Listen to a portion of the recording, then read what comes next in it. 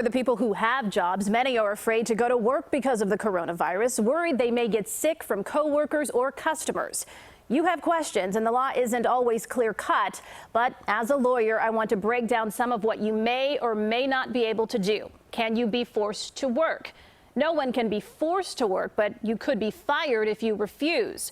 With that said, all employees have the right to work in a safe place. So if you believe you're in imminent danger because your boss isn't keeping the workplace safe with social distancing, providing sanitizing supplies, you can file a complaint. For instance, under OSHA, there are COVID-19 levels for different jobs. For instance, a healthcare worker, depending on the risk for exposure.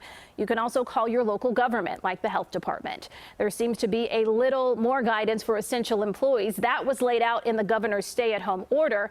He said, separate businesses could be happening for elderly customers, business hours, or remote access for some.